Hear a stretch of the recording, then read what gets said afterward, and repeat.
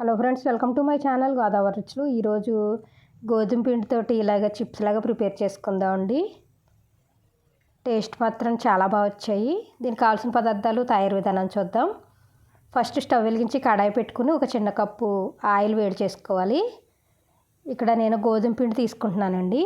మీరు ఏ బ్రాండ్ అయినా తీసుకోవచ్చు. నేను మామూలుగా ఆశీర్వాద్ 5 కేజీల ప్యాకెట్ ఉంటే అందులోంచి ఒక అర కేజీ వరకు పిండి తీసుకున్నాను. వాము బాగా నలుపుకొని వేసుకోవాలి. రుచికి సరిపడా సాల్టు. ఇక్కడ నేను పచ్చిమిరపకాయల పేస్ట్ ఒక స్పూన్ వేసానండి.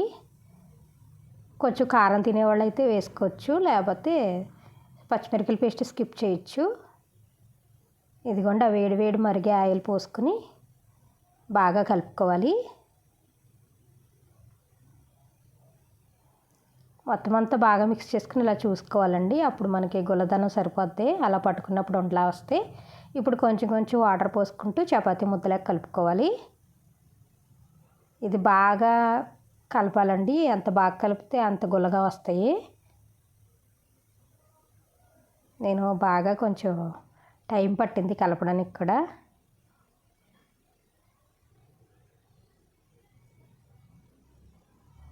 ఇదిగోండి, రెడీ అయిపోయింది. ఇప్పుడు దీన్ని పక్కన పెట్టుకుని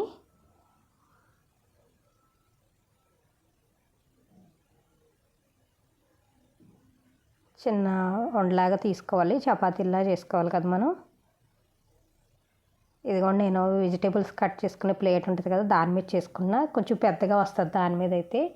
మరి చపాతీ చేసే దాని మీద అయితే చిన్నగా వస్తుందండి. మనకు వాయికి సరిపడా కావాలి కాబట్టి నేను పెద్ద చపాతీలో చేస్తున్నాను. ఇక్కడ ఎక్కడా మందం లేకుండా చపాతీ అంతా చక్కగా సమానంగా ఉండేలా చేసుకోవాలి. ఇదిగోండి, ఇలాగ చాకుతోటి ముక్కలు కట్ చేసుకోవాలి.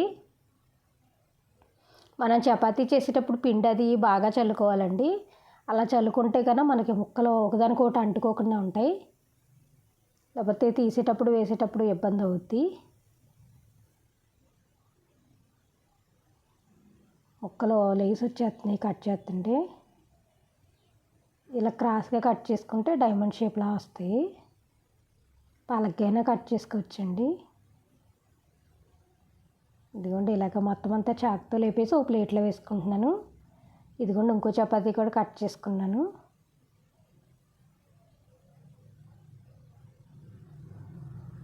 ఇదిగోండి, పక్కన నూనె కూడా కాగిపోయింది.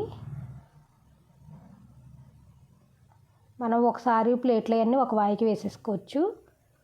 వేగేటప్పుడు అయ్యే విడవిడంగా అయిపోయి సపరేట్ అయిపోతాయి. హైలో పెట్టి వేయించకూడదండి. మీడియం ఫ్లేమ్లో చక్క స్లోగా పెట్టుకుని వేయించుకోవాలి. గోధుమ పిండి కాబట్టి మనకు కొంచెం ఎరుపు వస్తాయండి. అదే మైదా పిండి చేస్తే ఎరుపు రావు, తెల్లగా వస్తాయి. నేను ఇక్కడ గోధుమ పిండితోనే చేశాను. మరి తెల్లగా తీసేస్తే గోధుమ పిండి ఏగదండి. పైకి కలర్ ఉంటుంది కానీ లోపల మెత్తగా అనిపిస్తాయి. మొత్తం అన్నీ ఇలాగే వేయించుకోవాలి. ఇదిగోండి, ఇవి కూడా వేగిపోయినాయి. ప్లేట్లో వేసేసుకుందాం. చక్కగా గుల్లగా వచ్చినాయి అండి. టేస్ట్ కూడా చాలా బాగా అనిపించింది. ఇదిగోండి, మన గోధుమ పిండి చిప్స్ రెడీ అయిపోయినాయి. మా ఛానల్ లైక్ చేయండి, షేర్ చేయండి, సబ్స్క్రైబ్ చేయండి. Thank you for watching.